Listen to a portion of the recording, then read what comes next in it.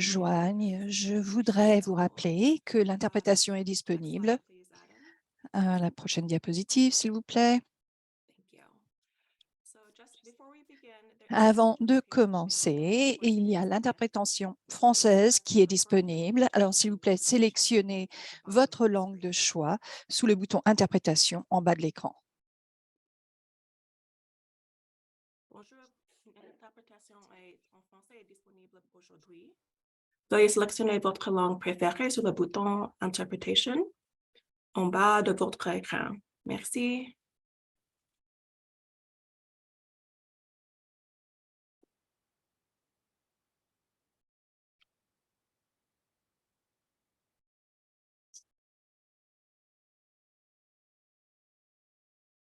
We'll just give it one more minute for... On va attendre 1 ou 2 minutes pour que les gens nous rejoignent et on commencera.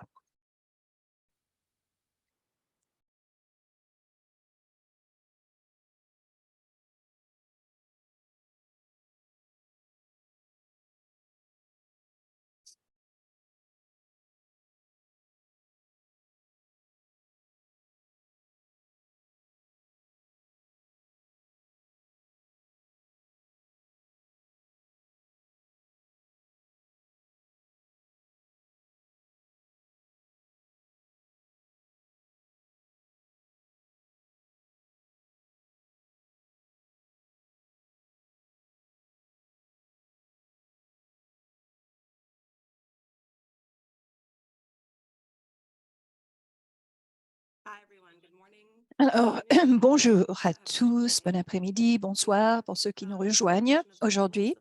L'interprétation est disponible pour ce webinaire. S'il vous plaît, sélectionnez votre langue en cliquant sur le bouton « Interprétation » en bas de l'écran. Alors, bienvenue sur le test de la boîte à outils pour l'évaluation du contexte. C'est appuyé par le groupe de travail.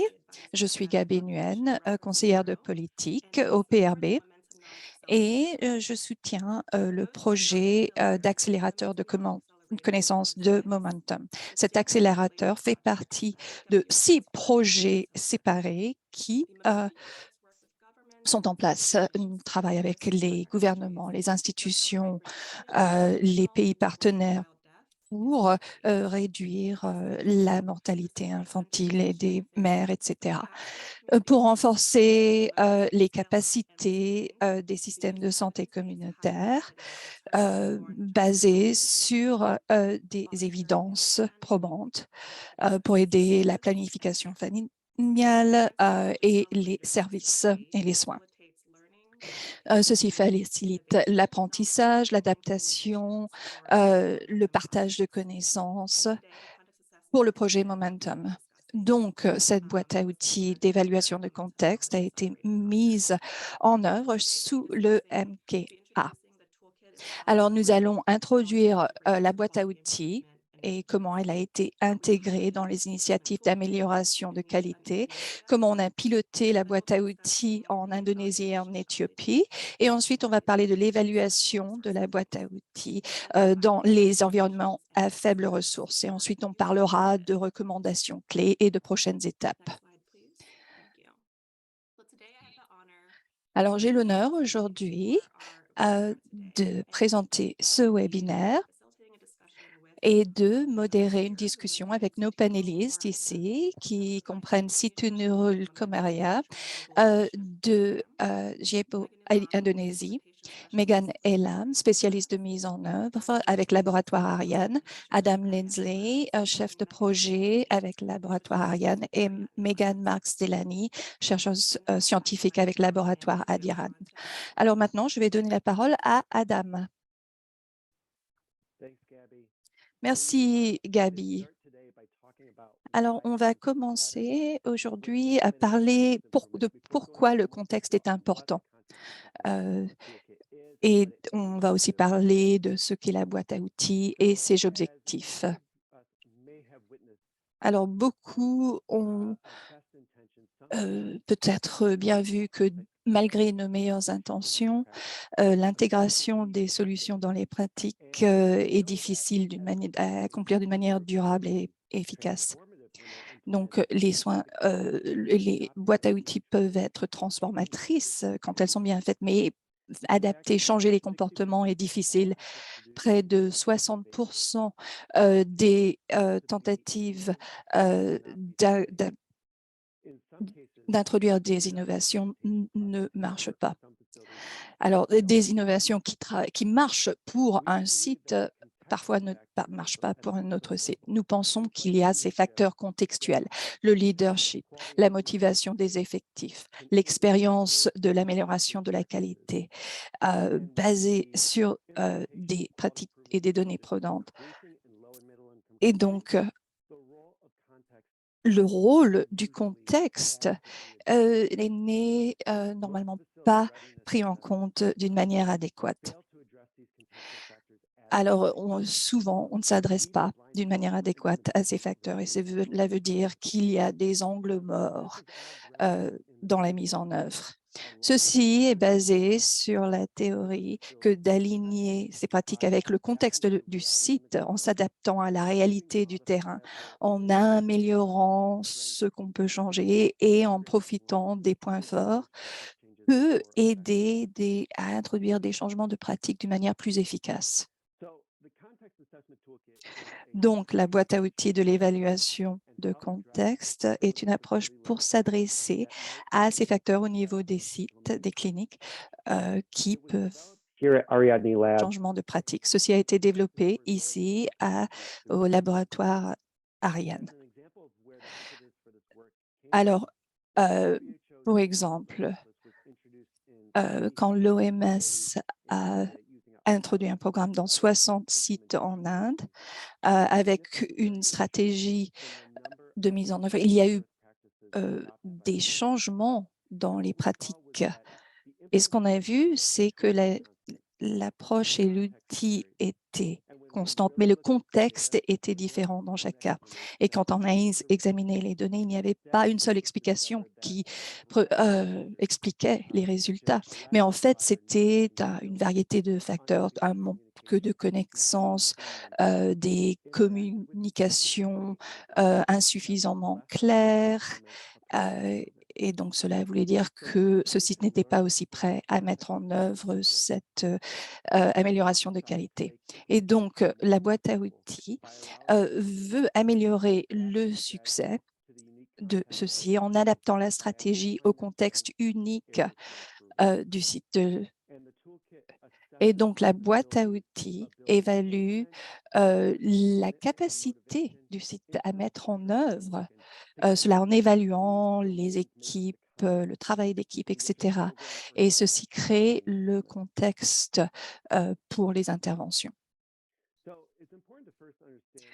Bon, d'abord, il faut comprendre où l'utilisation de cette boîte à outils peut s'intégrer au sein d'un projet.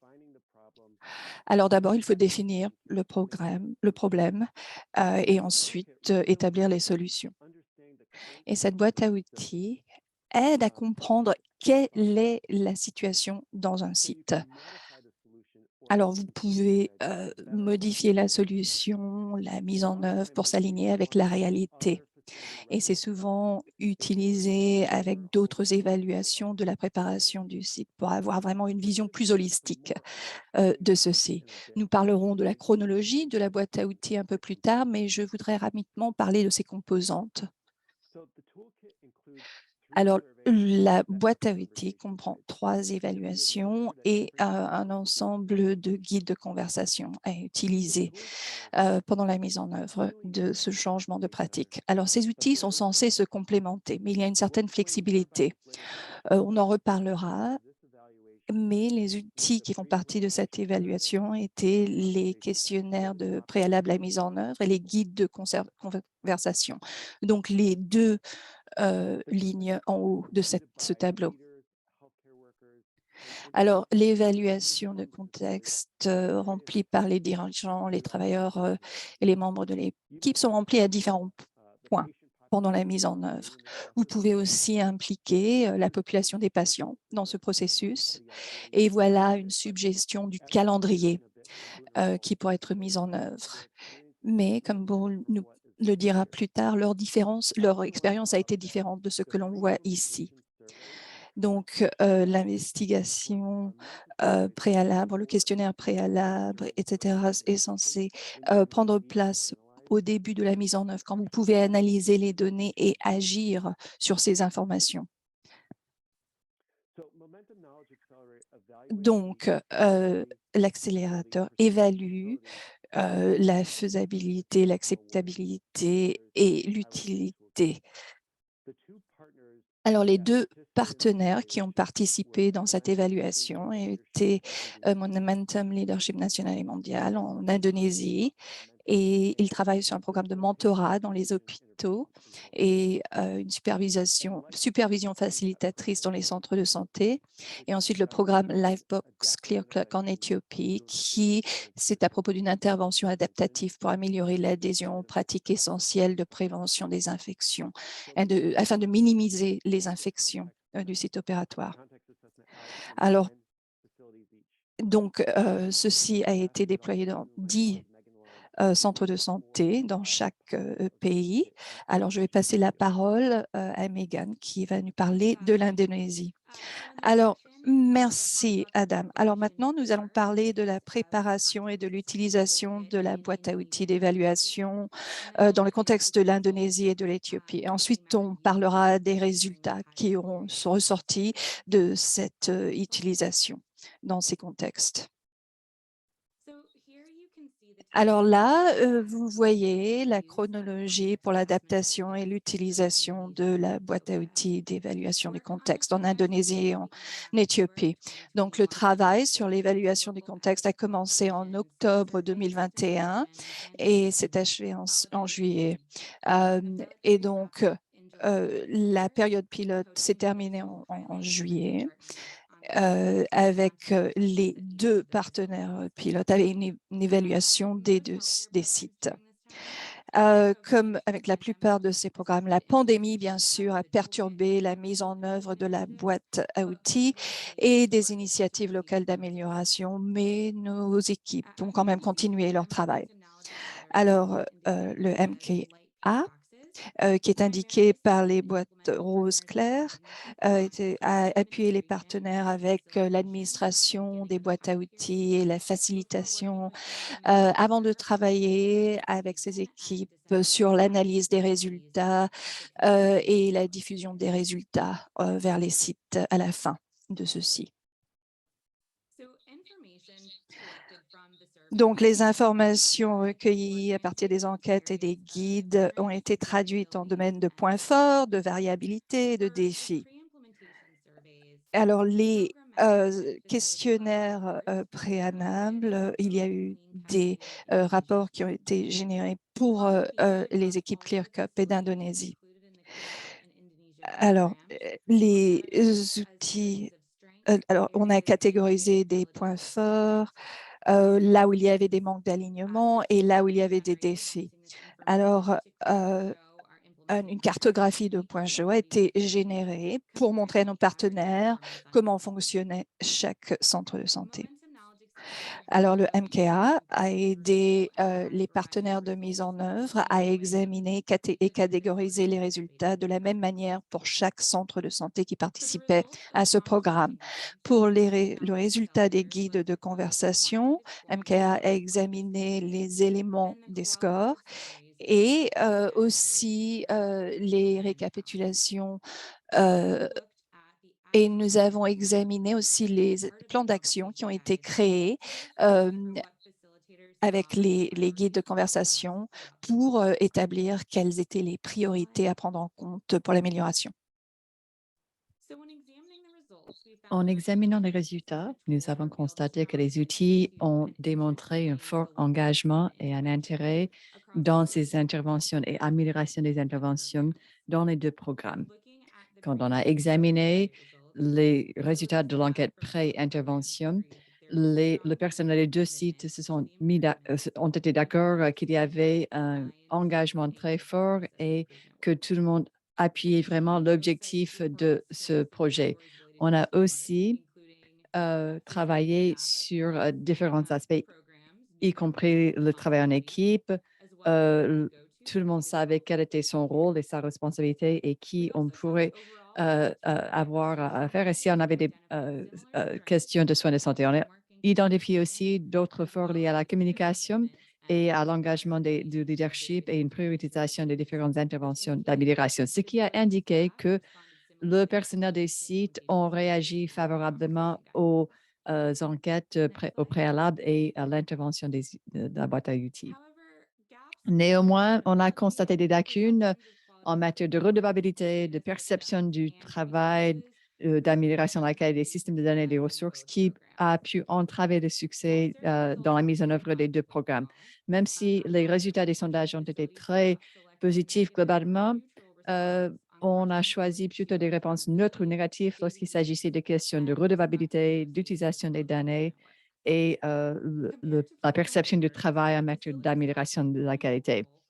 Par rapport aux dirigeants officiels, le personnel de l'établissement ayant un rôle clinique a estimé que le niveau de responsabilité pour l'amélioration des pratiques était moins élevé. Pour les questions comme est-ce que les leaders continuent à appliquer ces pratiques tout au long de la période de mise en œuvre, globalement, on a dit qu'on a mis ces pratiques en œuvre et que c'était intégré dans le travail de routine. Un peu plus de la moitié du personnel de l'établissement estime que les données relatives à la qualité et à la sécurité sont utilisées dans les soins aux patients. Et vous pouvez voir ici dans la carré noire qu'il y avait des similarités à travers les réponses de toutes les catégories. Diapo suivante.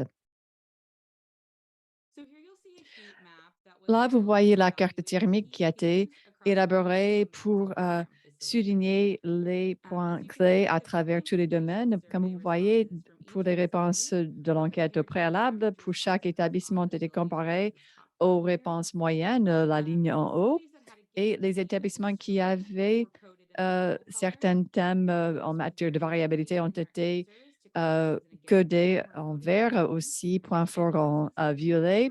Et ceux qui avaient une proportion importante du personnel de l'établissement qui a répondu par la négative étaient indiqués ici en rouge. Ensuite, les enquêtes de momentum démontrées ici soulignent que souvent, il y a plus de concurrence pour les ressources dans les établissements de santé par rapport aux hôpitaux qui participaient dans le programme. Ensuite, et finalement, en examinant les résultats des guides de conversation, nous avons constaté que ces guides s'alignaient sur les défis identifiés par le biais des discussions avec les établissements pour proposer que l'utilisation de ces outils aide nos partenaires à identifier ces domaines d'intervention et à prioriser leurs interventions en conséquence. Les actions développées comprenaient les actions d'ordre général, et ensuite des activités liées au calendrier, aux tâches précises et au personnel requis pour pouvoir mettre en œuvre ces activités et assurer une certaine redevabilité. Je voulais souligner un résultat d'un plan d'action qui a découlé de ce guide de conversation et c'est en bas de l'écran, améliorer le travail en équipe en abordant les rôles et les compétences cliniques. Après avoir constaté une carence dans la culture d'équipe à partir des guides de conversation, le personnel de Momentum a créé des plans d'action qui mentionnaient l'augmentation de la pratique basée sur la simulation et le développement des rôles et de responsabilités plus clairement définis. On a donc élaboré ce plan d'action pour mettre l'accent sur une augmentation de la pratique basée sur la simulation et aussi le fait de bien expliquer et de développer des rôles et des responsabilités pour les sages-femmes lors de l'urgence maternelle et néonatale. Ceci dit, je vais donner la parole à euh, City Neural qui va t'expliquer l'expérience de son équipe sur la base de la boîte à outils. Merci, Megan. J'aimerais remercier tout le monde et le laboratoire de nous avoir permis de participer dans cette étude et merci aussi de nous avoir donné cette possibilité de partager notre expérience dans l'utilisation de cet outil. Avant de partager notre expérience avec l'outil, j'aimerais rapidement expliquer le programme MCGL en Indonésie. C'est un programme de 4 ans financé par l'USAID visant à réduire la mortalité maternelle et néonatale. Il y a 3 résultats intermédiaires qui comprennent l'amélioration de la qualité des soins de la santé maternelle et infantile, l'amélioration du système de référence et d'assurance du soutien politique et d'utilisation des données pour la prise de décision. Parmi les interventions visant à améliorer la qualité des soins de santé maternelle et infantile, citant le mentorat hospitalier, la supervision facilitée des soins de santé primaire, les audits de décès maternels et périnataux, et on a aussi travaillé sur le système de référence et l'amélioration de la qualité globale. Dans le plan de travail initial de la première année, nous voulions utiliser ces outils d'études pour identifier et sélectionner les établissements qui sont prêts à recevoir les interventions pour améliorer la qualité. Cependant, pour des raisons telles que le démarrage du projet, le recrutement du personnel, etc., nous n'avons pas été en mesure de commencer l'étude pour sélectionner les établissements. Au lieu de cela, nous avons décidé d'utiliser les outils de l'étude pour évaluer les facteurs contextuels qui peuvent influer sur le succès de l'intervention dans certains établissements sélectionnés. Et la première chose que nous avons fait à travers une série de discussions avec Ariadne, le laboratoire Ariadne, a été de sélectionner les axes d'intervention. Nous avons décidé de nous concentrer sur le mentorat hospitalier pour l'intervention dans les hôpitaux et sur la supervision facilitée pour l'intervention dans les centres de santé. Nous avons décidé de choisir des sites d'études et nous avons aussi décidé de travailler avec 4 hôpitaux et 6 établissements de santé primaire. Nous avons participé à la préparation des outils d'études, comme la traduction. On a aussi vérifié une traduction effectuée par le consultant et nous avons piloté les outils en participant au processus de révision. Nous avons également reçu une formation en ligne d'Ariadne sur les étapes de l'étude et la manière de collecter les données. Nous avons ensuite commencé la collecte de données. Cela a été réalisé principalement par notre personnel de terrain. Nous avons présenté l'étude à nos informateurs et en partageant le lien vers l'enquête pour qu'ils puissent remplir le questionnaire. Donc, pour ceux qui allaient répondre à l'enquête, on leur a donné en ligne pour l'enquête et ensuite nous avons partagé le questionnaire grâce à ce ligne et ils pourraient donc répondre au questionnaire eux-mêmes. Mais dans certains cas, certains établissements, on a rempli le questionnaire sur un document papier et nous avons saisi les données sur le lien. Ensuite, nous avons mené une discussion pour obtenir les données qualitatives. Cet outil a été très utile pour nous pour vraiment évaluer les caractéristiques et les circonstances qui montrent que la structure est prête à améliorer la qualité de service. Les facteurs évalués, par exemple l'engagement des dirigeants, la motivation du personnel, le travail d'équipe, etc., dans un établissement, auront une incidence sur la réussite de la mise en œuvre du programme. L'auto-évaluation à l'aide de l'outil en ligne était également une bonne chose parce qu'elle nous a permis de procéder de manière très efficace. Les outils sont également faciles à utiliser dans le sens où il est facile pour tous les membres de l'établissement de les remplir, car les questions posées sont des choses qui peuvent se produire dans la structure et dont ils ont fait l'expérience déjà. Mais nous avons aussi noté certaines améliorations qui pourraient être apportées. Par exemple, la traduction de l'outil de l'anglais en Indonésie n'était pas très facile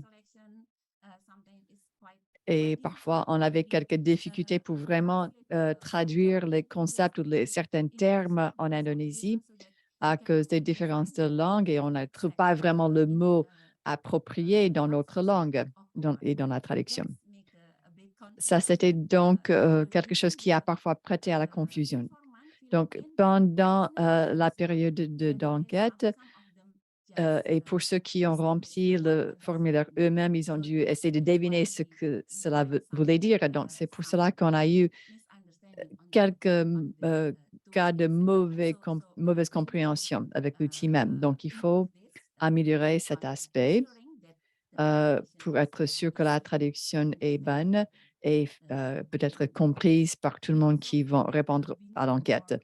Aussi, nous avons besoin de plus de formation pour la préparation afin que nous puissions tous effectuer la collecte de données sur la base du protocole et analyser les données. À l'avenir, nous voulons convaincre le district à continuer à utiliser cet outil eux-mêmes. Ça, c'est donc de tout ce que j'ai à partager pour l'instant. Autre chose, nous avons aussi utilisé les résultats de l'étude pour fournir un retour d'information à chacun des établissements du site d'étude, de sorte que la première chose que nous avons fait après avoir mené cette enquête et avoir analysé les données, on a fait donc ce retour d'information aux établissements eux-mêmes. Ensuite, nous allons étudier davantage la possibilité d'utiliser cet outil, mais principalement en encourageant les établissements d'utiliser l'outil eux-mêmes. C'est notre plan et nous aurons toujours besoin de conseils d'Ariadne pour continuer ce travail. Et à vous, Megan. Merci. Merci beaucoup. Très bien, merci d'avoir partagé cette expérience Neurol et pour toute votre collaboration. Et merci à tout le monde de nous avoir invités à partager ces résultats qui font partie de ce programme MKA.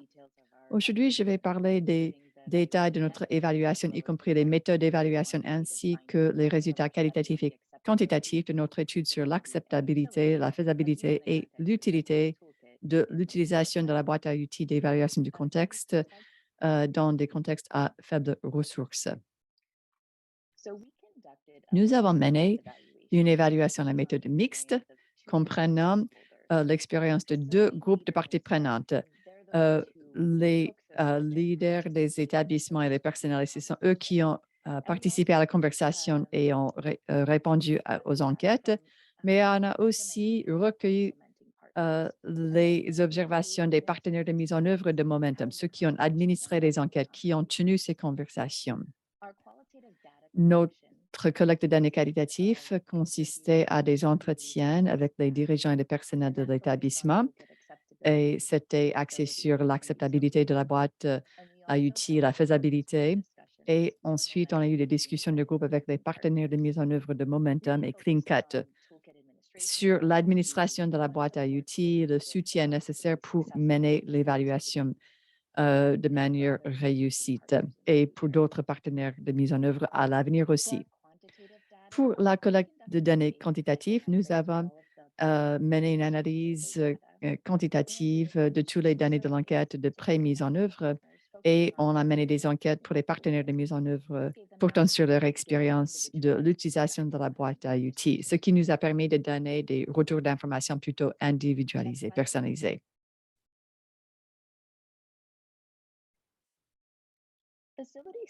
Les participants du personnel de l'établissement ont considéré les activités d'évaluation du contexte de manière positive et ont exprimé le désir de poursuivre ces activités de manière régulière. 16% plutôt ont dit qu'ils voulaient continuer à utiliser ces outils, ce qui démontre une forte volonté de continuer à être active dans ces processus.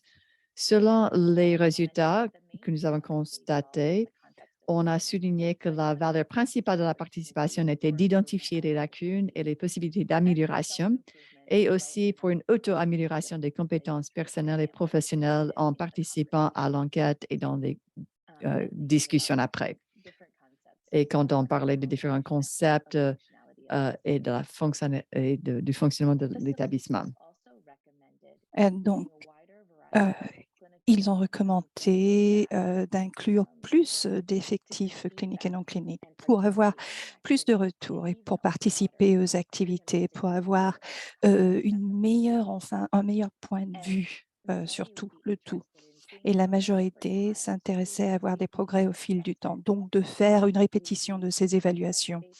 On s'est focalisé au début sur les points de référence, mais il faut voir comment les choses changent et évoluent au fil du temps pour faire des progrès.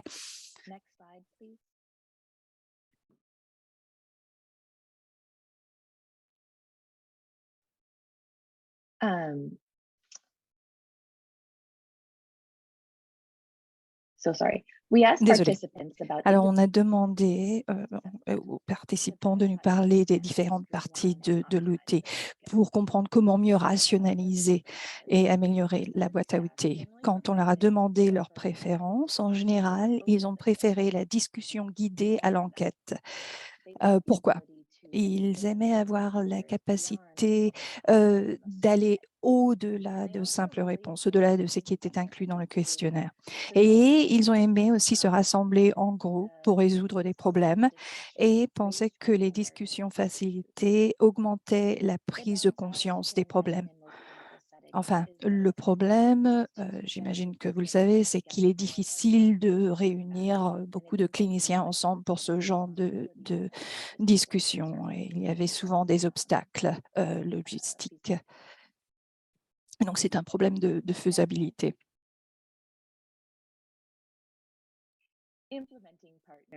Alors, les partenaires de mise en œuvre, c'est les collègues de CleanCut, notre équipe en Indonésie. Eux préféraient l'enquête parce qu'elle est facile à administrer. Et ils pensaient pour la plupart qu'il y avait un peu trop de temps dévoué à la discussion. En Éthiopie, par exemple, ils ont décidé d'avoir les discussions avec des appels d'une personne à une personne ou par Internet. Et donc, ceci a été assez difficile. Ça a pris beaucoup de temps. Ils pensaient que c'était vraiment un fardeau de temps un peu trop lourd.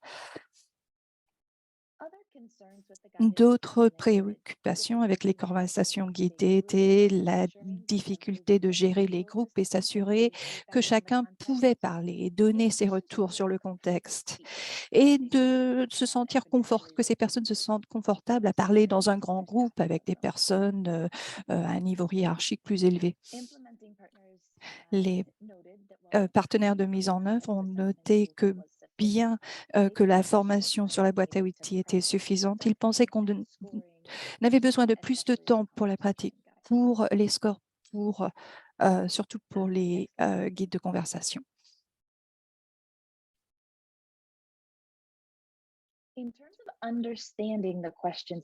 Alors, pour la compréhension des questions dans la boîte à outils, 70% des membres ont trouvé ces questions faciles à comprendre et ont apprécié le fait que ce qu'ils ne comprenaient pas pouvait être éclairci par leurs collègues. Donc, les sujets couverts par l'enquête et par les guides de conversation, ces sujets sont très similaires et cela est fait exprès. Mais pour l'enquête, les effectifs des établissements ont noté que l'échelle lecteur où on dit « bon, je suis fortement d'accord, faiblement d'accord, etc. » Pour eux, cela limitait en fait leur capacité à répondre aux questions de l'enquête. Beaucoup ont demandé si on pourrait créer une catégorie neutre ou alors une boîte de texte où on pourrait approfondir une réponse. Parce qu'un aspect peut être positif, mais il y a aussi des aspects négatifs qui pourraient être approfondis. Alors, les problèmes de temps, comme vous l'avez vu, peuvent mener à prendre des raccourcis. Et donc, avec l'enquête, on a essayé de voir si, par exemple, quelqu'un disait « oui, oui, oui, oui » un peu partout, « je suis d'accord, d'accord, d'accord ». Et on a trouvé que ceci était le cas pour à peu près 7% des participants qui répondaient de la même manière à un certain nombre de questions d'affilée. Bon, il était assez rapide d'administrer l'enquête, mais on a noté que les participants avaient besoin de réfléchir à certaines de ces questions. Alors, pour bien réfléchir à ces questions, ils avaient besoin d'un peu plus de temps et cela ne pouvait pas être fait en soignant les patients. Euh, Donc, il y a aussi la traduction qui a été un problème pour la compréhension des questions. En général, la socialisation de l'idée générale a été importante pour obtenir l'adhésion des effectifs. Comme il y a eu des retards pour certaines enquêtes, certains se sont trouvés un peu confus à propos de la signification d'amélioration de qualité parce que l'évaluation n'avait même pas encore commencé. Les personnels de l'établissement ont noté que leur introduction à cette évaluation du contexte ont pris place de différentes manières.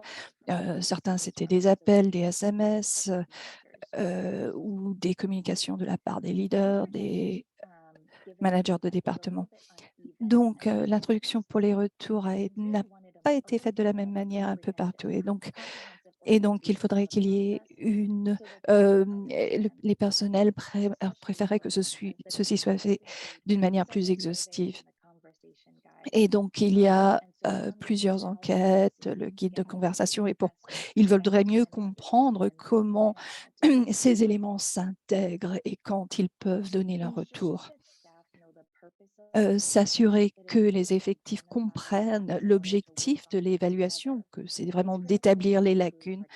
C'est vraiment été essentiel pour que les gens veuillent participer. Et parce qu'autrement, ceux-là, s'ils ne comprennent pas, ils ne vont pas forcément vouloir participer. Du point de vue de l'utilité, la plupart des partenaires de mise en œuvre ont estimé que les résultats reflétaient la réalité de chaque établissement. Il n'y a pas vraiment eu de surprise. Comme je l'ai dit plus tôt, et comme on en a parlé avec la boîte à outils, elle a été conçue pour guider et améliorer la mise en œuvre des changements de pratique. Donc, les partenaires de mise en œuvre avec lesquels on travaille ont décidé d'utiliser cette évaluation de contexte pour différents buts, les utilisations qu'ils trouvaient les plus utiles pour eux. L'équipe de l'Indonésie voulait au début utiliser cette évaluation de contexte au début d'une intervention pour vraiment comprendre quels établissements étaient prêts à participer dans le mentorat des hôpitaux. Et donc, en fait, en fin de compte, on l'a utilisé pour guider leur mise en œuvre. En Éthiopie, ils pensaient que ces évaluations et la boîte à outils seraient utiles pour contextualiser les résultats d'une étude qu'ils étaient en train d'effectuer pour réduire le taux d'infection avec les césariennes.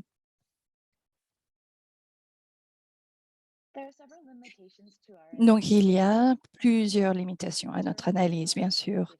Pendant la période d'analyse, avant de pouvoir,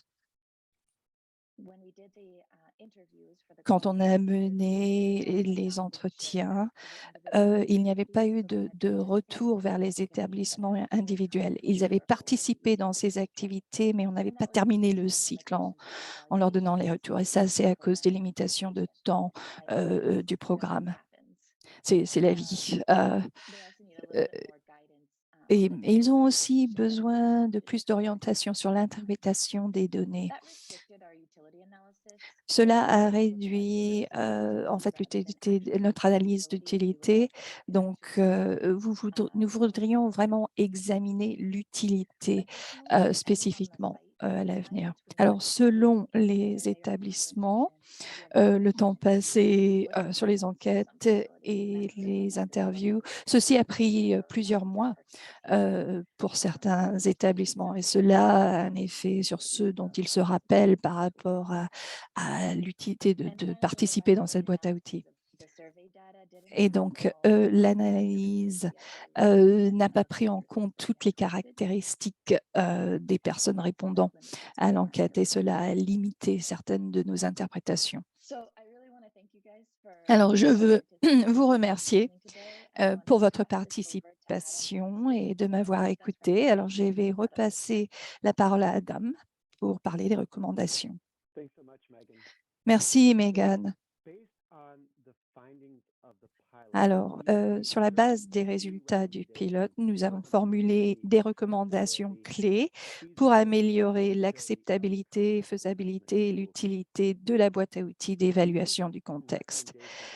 Donc, ces recommandations s'appliquent non seulement à l'accélérateur de connaissances Momentum pour aider les bénéficiaires à utiliser la boîte à outils à l'avenir, mais s'applique aussi aux organisations de mise en œuvre pendant qu'elles intègrent et sensibilisent ceci, intègrent ceci dans leur travail.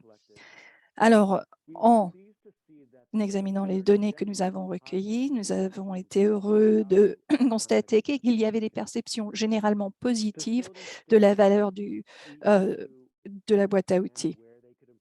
Alors, les personnels des établissements semblaient désireux de comprendre là où ils pouvaient s'améliorer et les partenaires de mise en œuvre ont estimé que la boîte à outils pouvait renforcer la nécessité d'aborder certains problèmes et pouvait être utilisée pour soutenir ces changements. Bien sûr, il y a eu des domaines qui ont posé des problèmes et nous cherchons à les résoudre. Alors, Megan a déjà largement parlé des résultats dans ces tableaux. Alors, moi, je vais me concentrer sur les recommandations dans la deuxième colonne, issue de l'évaluation. Alors, l'une des recommandations clés ressortant du pilote, c'est de s'occuper des résultats. On a vu qu'il y avait un certain niveau d'anticipation de la part du personnel par rapport à la compréhension et d'amélioration, mais il y a eu des retards dans le retour des résultats vers les établissements. Dans nos futures directives, nous insistons sur le fait que les organisations de mise en œuvre doivent s'assurer que les résultats sont renvoyés aux établissements en temps voulu et avec des suggestions sur la façon d'agir sur les résultats. Et parce qu'il y a eu cet enthousiasme pour la conversation guidée de la boîte à outils, nous recommandons aux organisations de mise en œuvre d'utiliser les guides de conversation à la place de ou en complément des enquêtes de pré-mise en œuvre. Surtout pour les établissements qui n'ont peut-être pas d'expérience préalable en matière d'amélioration de qualité. Alors, pour faciliter ces conversations, on veut souligner leur valeur aux organisations de mise en œuvre.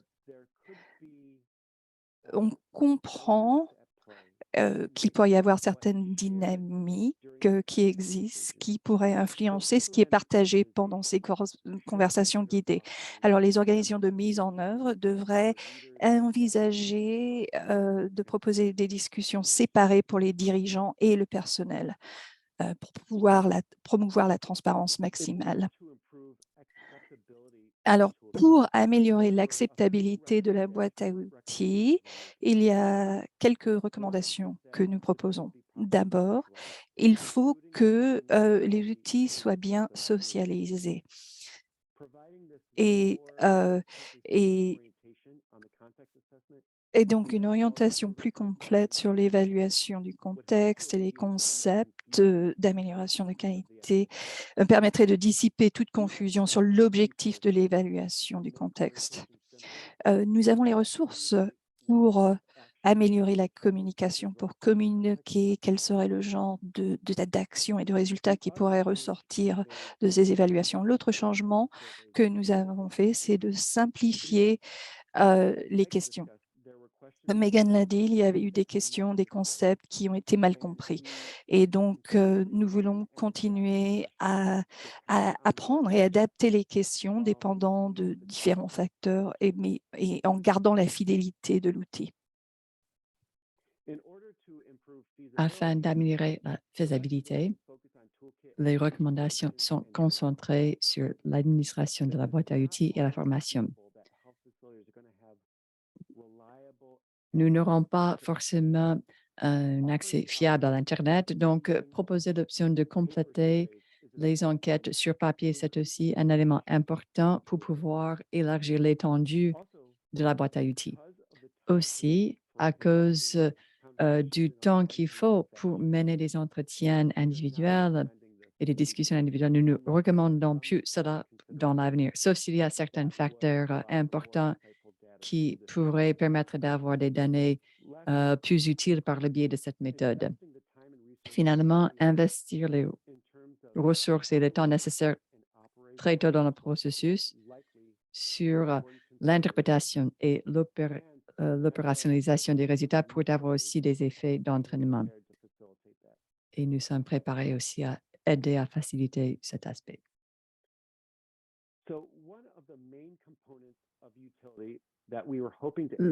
L'un des éléments de cette utilité que nous voulions examiner, c'était l'utilité des résultats pour les partenaires de mise en œuvre. Et comme on a dit, même si on n'a pas pu vraiment répondre à cette question à cause des retards dans la mise en œuvre du programme, nous avons quelques perspectives quand même pour indiquer que ces résultats ont contribué aux améliorations dans les établissements. Et dans un domaine important, c'était l'analyse et l'utilité des réponses. Nous avons constaté que les partenaires avaient besoin de plus d'appui de notre part et ceci a nécessité un peu plus de temps que prévu. Donc, afin d'améliorer cet aspect, nous avons modifié les résultats de l'enquête pour avoir un format plus simple qui peut être interprété et partagé aux établissements rapidement. On a aussi ajouté des exemples, des stratégies et des ressources pour expliquer comment les metteurs en œuvre et les établissements peuvent utiliser cet outil pour adapter leur programme et améliorer la qualité.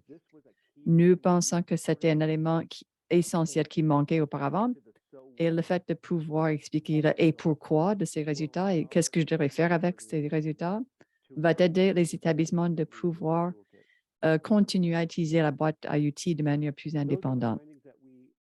Ce sont les résultats de notre analyse de l'évaluation. Je vais donner la parole à Bunurel encore une fois pour parler de leur expérience dans le retour d'informations qu'ils ont donné aux établissements. À vous, Bunurel. Merci beaucoup, Adam. Je n'ai pas grand-chose à ajouter en ce qui concerne notre expérience en donnant ce retour d'information aux établissements, mais de manière générale, les établissements ont bien reçu ces retours d'information. On a donné ces retours d'information à tous les établissements dans toutes les provinces et nous avons constaté qu'il n'y avait pas eu d'objection vis-à-vis de cette étude de la part des établissements. Donc, ils ont bien reçu les résultats. Et nous avons aussi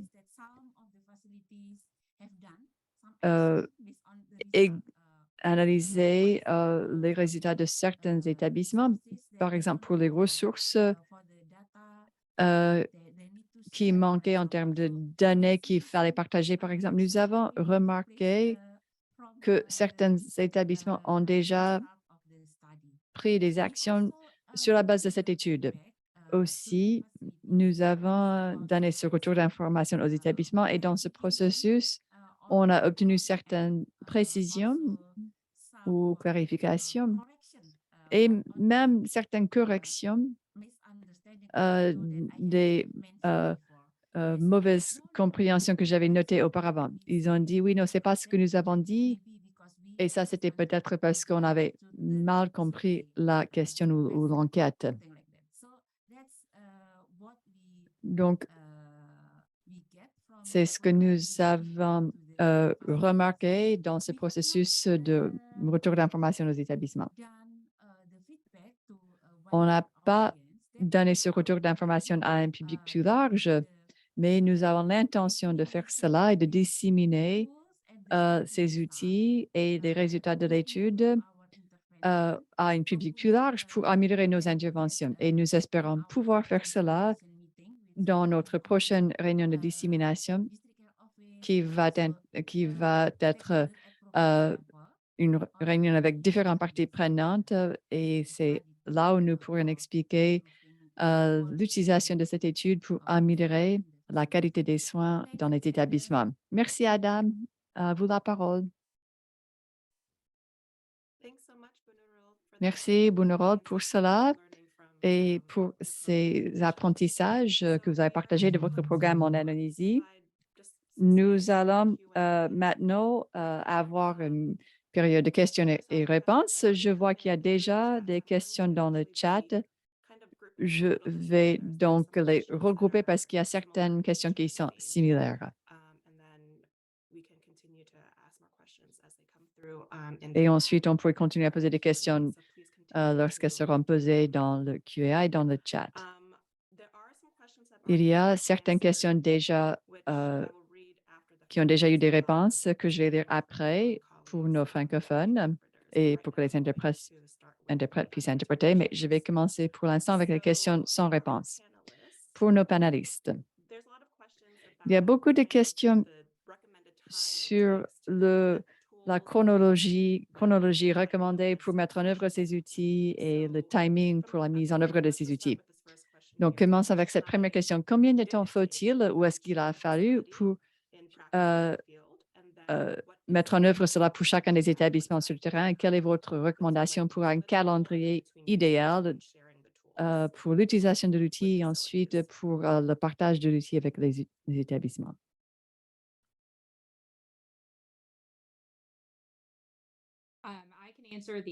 Moi, je peux répondre à la question du calendrier idéal. Dans l'idéal, la pré-mise en œuvre et le guide de conversation seraient mis en œuvre dans la phase précoce de la mise en œuvre, c'est-à-dire la période dans laquelle on aura choisi une amélioration ou une solution à appliquer. Donc, on a identifié une solution à appliquer et alors vous allez introduire la boîte à outils à l'établissement où ils vont mettre en œuvre cette amélioration et recueillir cette information de retour et ensuite donner les résultats de l'enquête à l'établissement pour stimuler, encourager une conversation sur les prochaines étapes. Donc, nous voulons recueillir ces données de mise en œuvre très tôt dans le processus afin de pouvoir faire des changements ou, dans certains cas, pour modifier le travail d'amélioration même ou pour peaufiner les stratégies de mise en œuvre pour mieux refléter l'état actuel de l'établissement qui souhaite utiliser ce travail d'amélioration. Donc, ceci, dans l'idéal, va se passer dans les 2 premiers mois de cette période précoce de la mise en œuvre après avoir identifié une solution potentielle. Pour les autres outils, l'enquête de progrès, nous recommandons de faire cela soit à mi-chemin ou soit vers la fin de ce qu'on appelle la période active de mise en œuvre. Et c'est là où les activités sont mises en œuvre et sont en cours pour essayer d'introduire cette amélioration au sein de l'établissement. Donc, vous pouvez utiliser cela pour suivre le progrès de la mise en œuvre même, ou bien pour voir aussi s'il y a eu des changements au niveau des facteurs contextuels qui se sont produits au cours de cette période de temps. Ensuite, la vérification ou le bilan, si vous voulez, de la mise en œuvre, nous proposons de faire cela dans une conversation trimestrielle avec le leadership des établissements et c'est pour faire un bilan, pour voir comment les stratégies de mise en œuvre progressent, quels sont les risques potentiels ou émergents que nous voyons et qui pourraient avoir un impact sur le succès de ce travail d'amélioration. Ça, c'est donc un aperçu général d'un calendrier idéal lorsque nous allons utiliser les différents outils dans la boîte à outils. Merci, Megan. Je peux t'ajouter aussi quelque chose. Et Adam, je ne sais pas si vous voulez parler de votre expérience quant à la durée, c'est-à-dire combien de minutes pour avoir la conversation ou pour mener l'enquête. Mais lorsque nous avons envisagé et piloté cette conversation, cela a pris à peu près 20 minutes. Une conversation avec un dirigeant de l'établissement pourrait avoir 10 questions et ils sont très préoccupés, donc vous voulez faire cela assez rapidement. Donc, je pense que chacune de ces conversations ont pris un peu plus de temps que prévu, surtout avec le personnel dans un grand groupe. Si je me rappelle bien, il a fallu à peu près une heure et demie pour animer ces conversations.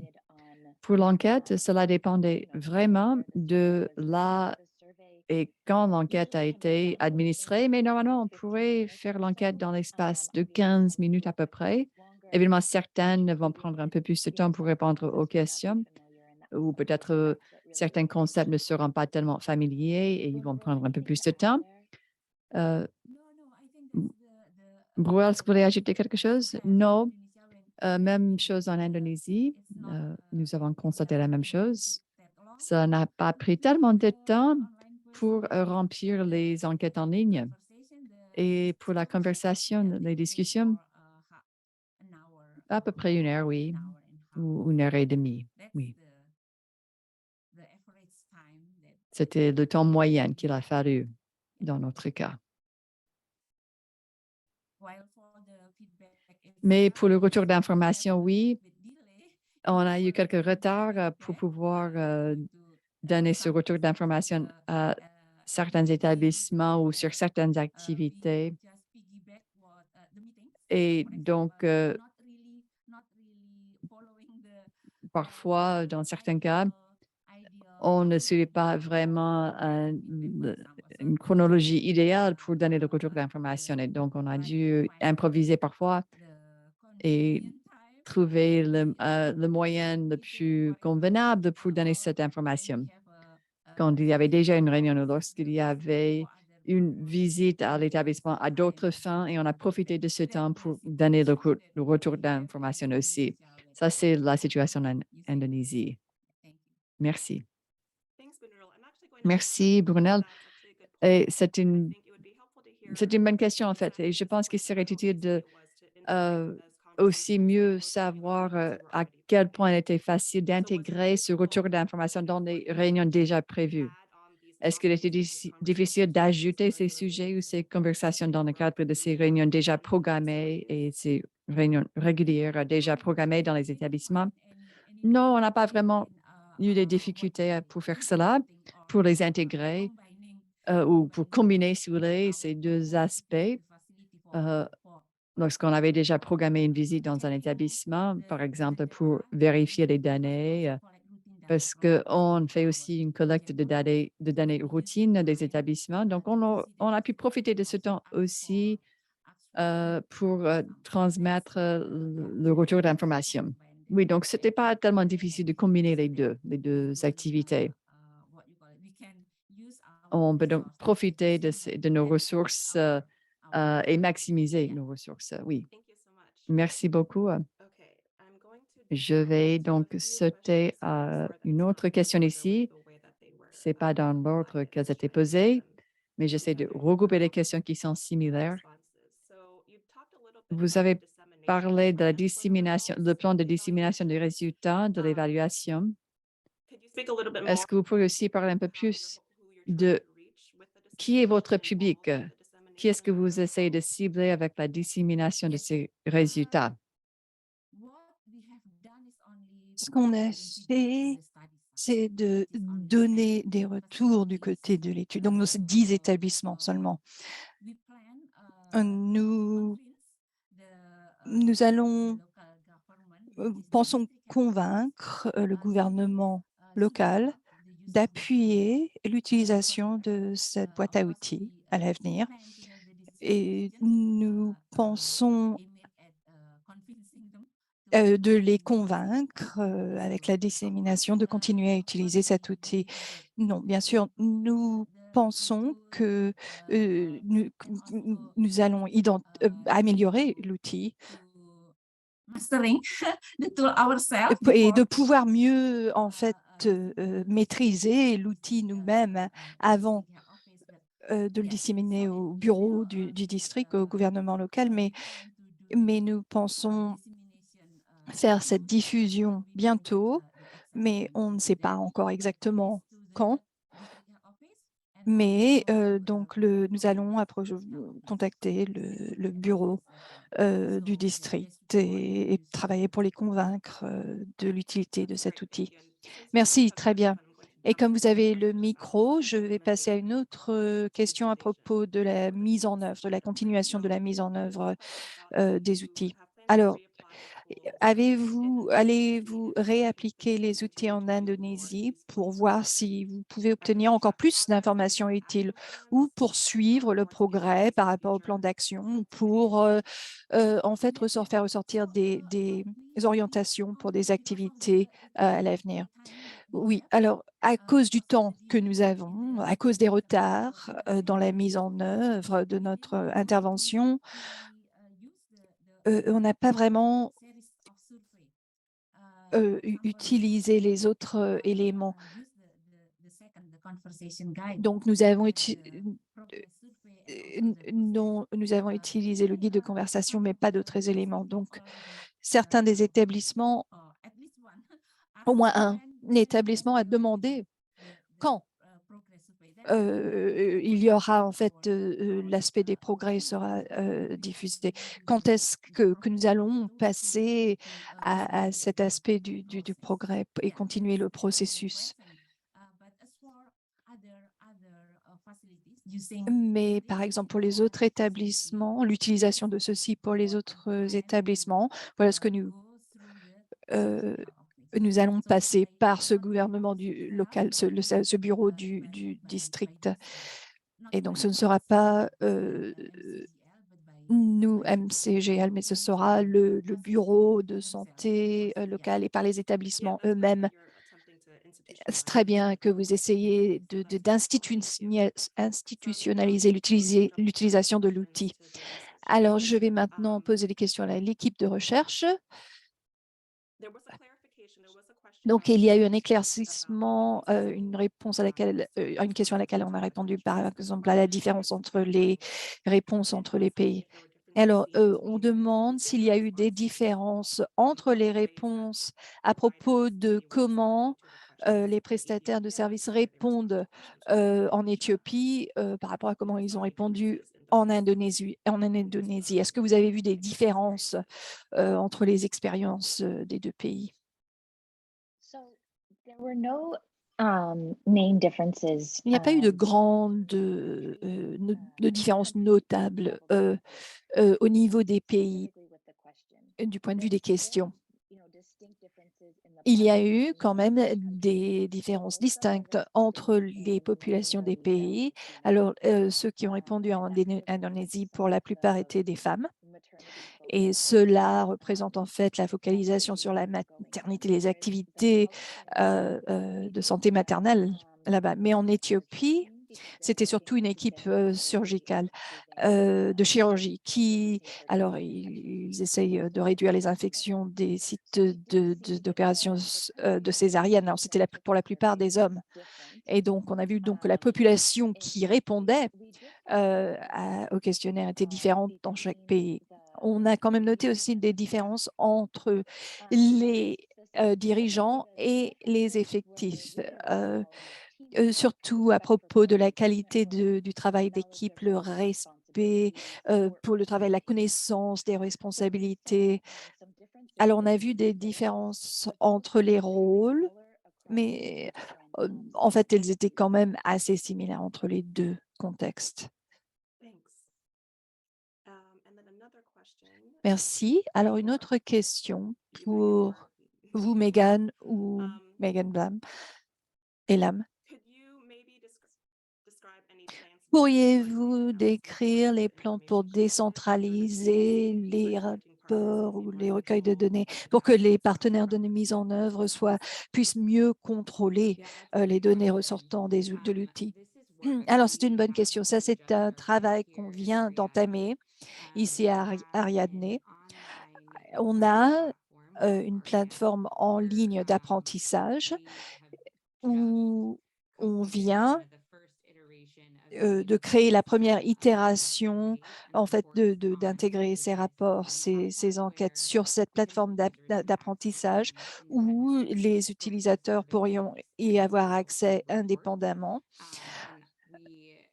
Donc, les rapports de résultats, etc. Nous voudrions continuer à accroître ce travail pour qu'il y ait plus de ressources disponibles et que le programme Momentum puisse faire quelque chose de semblable à l'avenir. Enfin, c'est un but, un objectif, mais ça dépend de combien de temps ça va prendre à accomplir. En effet, on voudrait beaucoup avoir plus d'informations disponibles indépendamment pour que les gens puissent avoir accès à leurs propres données. Je vais intervenir. Une dernière chose, le guide de conversation lui-même ne requiert pas ceci. Le guide lui-même est censé être utilisé et analysé immédiatement avec l'équipe pour que l'équipe ne dépende pas de quoi que ce soit de l'accélérateur Momentum, mais puisse en fait utiliser les résultats immédiatement. Alors, ce sera en fait un bon complément plus tard. Merci. Oui, et c'est un bon point pour repasser vers Borul. Alors, parlant de si on rend les données disponibles et de pouvoir examiner les réponses avec les effectifs pendant la mise en œuvre du guide de conversation. Pouvez-vous nous donner des exemples d'actions que les établissements vont prendre basées sur les résultats de la diffusion que vous avez partagée avec les effectifs des établissements? Sorry, Gerbil, I was a bit distracted. Désolée, j'étais un peu distraite. Maybe I get your question wrong. Alors, peut-être que j'ai mal compris votre question, mais quand on a donné les retours aux établissements, on a remarqué que certains des sites avaient déjà from the after the discussion. Of course, ensuite aux discussions. Enfin, pas après le questionnaire, l'enquête, parce qu'ils ne savaient pas quels étaient les résultats de l'enquête à ce moment-là. Mais après les discussions elles-mêmes, déjà, il y a eu certaines actions mises en place, par exemple,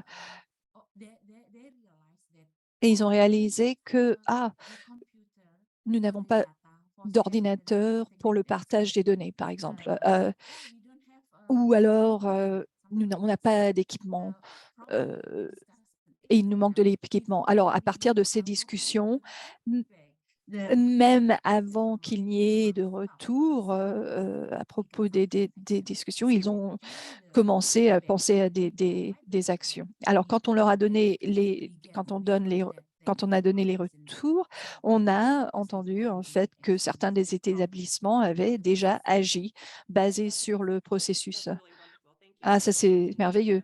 Merci. Et je voulais noter que notre collègue Aster Khanna a répondu de la même manière et en disant que les centres de santé, eux, ont aidé avec le provisionnement d'ordinateurs pour le renforcement des capacités parmi les effectifs. Alors, c'est bien de voir que les établissements étaient tellement proactifs. Et de la même manière, il y a une question qui a noté que dans le guide de discussion ou dans les enquêtes, il y a eu des recommandations pour réduire la rotation des effectifs dans ces établissements. Pouvez-vous parler de quelles ont été les recommandations pour ceci de votre côté? Je ne sais pas si c'était pour l'Indonésie ou l'Éthiopie, ou alors les Mégane, si vous pouvez vous adresser à ceci. Alors, c'est une question difficile. On a suggéré à propos on a eu donc des discussions avec vous. Alors, nous voulons C'est quand nous donnons les retours, nous voulons établir si on veut avoir des retours stratégiques, des recommandations. Et comme vous l'avez noté, et comme l'a dit Adam, c'est d'établir des recommandations. On a demandé à ceux qui recueillent les données et donnent les retours, en tant qu'étant ceux qui recueillent tout ça, on a l'impression des fois qu'ils ne sont pas forcément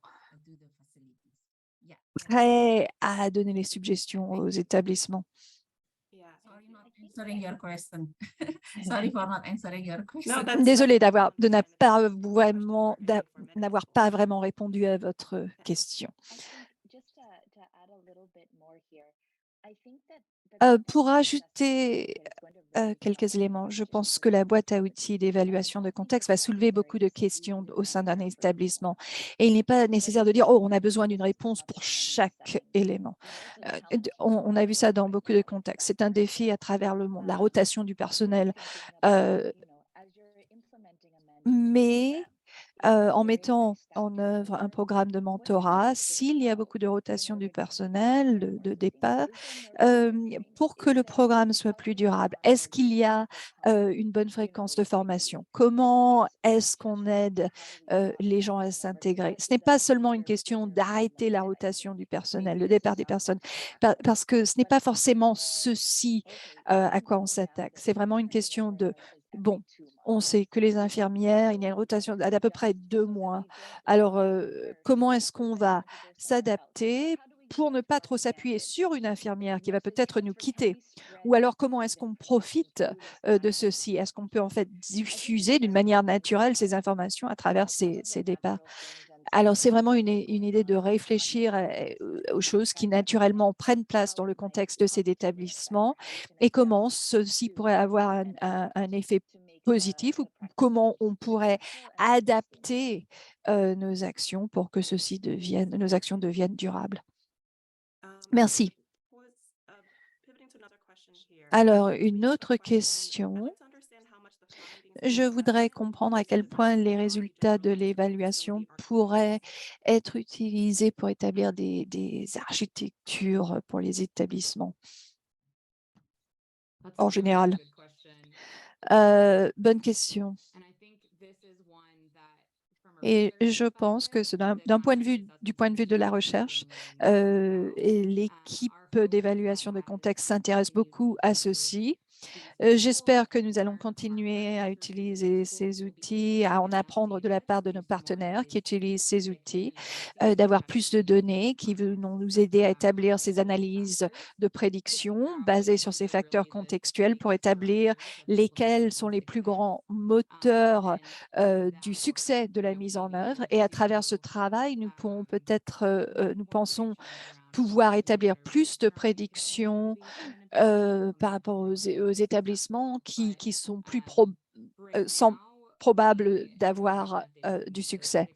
Mais nous n'avons pas assez de données actuellement pour faire ce genre d'analyse, mais nous avons hâte d'en apprendre plus de la part de nos partenaires pendant qu'ils continuent à utiliser ces boîtes à outils et qu'ils élaborent sur ces aspects prédictifs.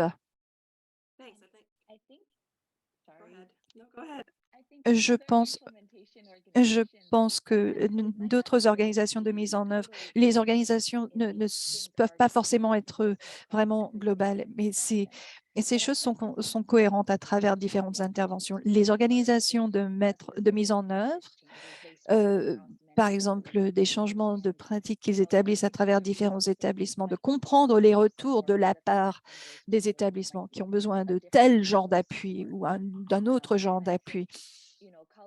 Et je pense que les collègues de l'Éthiopie avec Linked commencent à utiliser ceci dans différents contextes.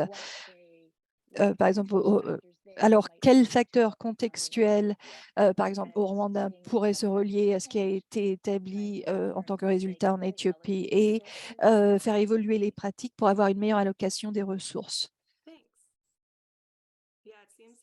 Merci.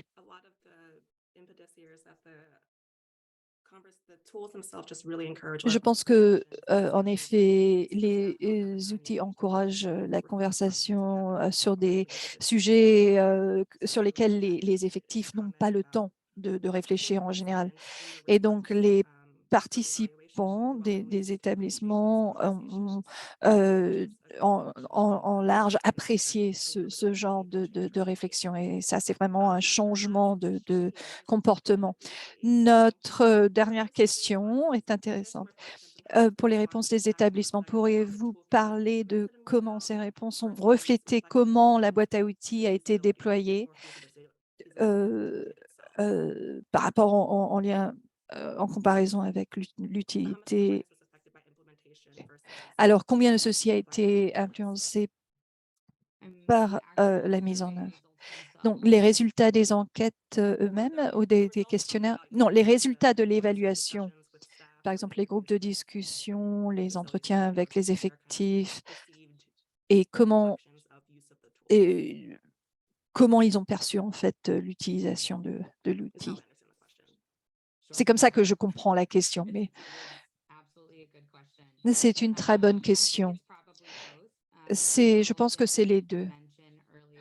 On a dit plutôt qu'en partageant les résultats des évaluations de contexte avec les établissements, il n'y a pas eu énormément de surprises, ce qui, pour moi, veut dire que quoi que ce soit, comment on a mis en œuvre la boîte à outils, cela révèle le fait que les informations sont en général fiables, et qui est en accord avec ce que les gens qui savent ce qui se passe sur le terrain pensent. Enfin bon, par rapport à nos limitations, la période de temps entre quand on a introduit la boîte à outils et quand on a fait le suivi, cela peut en effet avoir eu un impact sur le genre de détails dont les participants se rappelaient. Et ceci peut avoir eu un impact sur le résultat des évaluations. Et donc, je pense que cette partie de la mise en œuvre a peut-être sûrement influencé nos résultats. Autre chose? Alors, si vous voulez en rajouter. Non, rien à rajouter. Go ahead. Sorry, Megan. Je pense que la boîte à outils, dans son déploiement, commence à initier des relations, à former des relations. Et ces relations ont le potentiel d'être nécessaires pour élaborer la confiance, la compréhension de ce qui va arriver, quoi. Et donc, le déploiement de la boîte à outils est très proche de comment l'opération prend place. Mais beaucoup des sujets semblent être très intéressants pour les participants parce qu'ils ne sont pas soulevés dans des réunions normales. Et donc, les participants s'intéressent à participer à ces conversations qui sont différentes de la norme.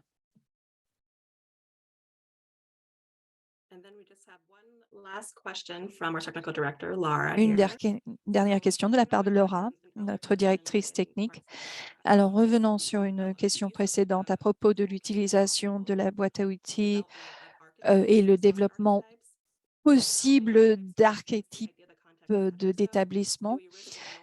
Est-ce qu'on a le risque d'ignorer des éléments contextuels dans ce développement d'archétypes? C'est une bonne question et c'est vraiment, ça a été un problème pour nous. Mais ça en revient à ce qui est faisable et qu'est-ce qui est une bonne utilisation des ressources. Et je pense qu'il serait bien de mener cette activité dans tous les établissements et vraiment d'adapter les choses à chaque établissement. Et dans certains contextes, ce serait peut-être raisonnable et faisable. Mais dans d'autres contextes, ce sera très difficile du point de vue des ressources. Il y a des organisations avec lesquelles on a parlé qui nous ont dit on ne pense pas pouvoir faire ceci dans tous les établissements. Mais on peut le faire pour essayer d'établir comment on peut faire ceci d'une manière initiale et ensuite comprendre les archétypes et peut-être une approche plus diffuse à l'avenir.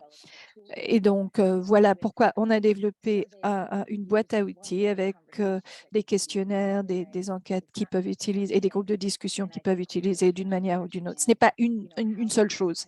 On essaye de comprendre comment on peut équilibrer la compréhension du contexte avec une utilisation logique des ressources qui sont tellement précieuses dans ces établissements. Merci pour cette question. Thank you so much. So now actually we're going to pivot to Alors maintenant, on va passer à ce que ceci veut dire pour les prochaines étapes par rapport à la boîte à outils et l'accélérateur de connaissances Momentum et le programme Momentum, ce que pourrait faire avec ces informations encore mieux adapter les choses pour l'avenir. Alors, je vais donner la parole à Adam. Alors, pour terminer, pour conclure, nous allons partager des versions révisées des questionnaires et des guides de conversation sur les semaines et des ressources d'appui sur les semaines à venir. Je pense que le projet est largement complet pour les bénéficiaires Momentum, mais si vous pensez que vous pouvez bénéficier de la boîte à outils, contactez-nous à travers MacLab. Et pour la plupart, comme la plupart des boîtes à outils, c'est un processus constant, vivant, et on en apprend en permanence par rapport, à partir des résultats. Alors, cela va bénéficier d'une utilisation en continu.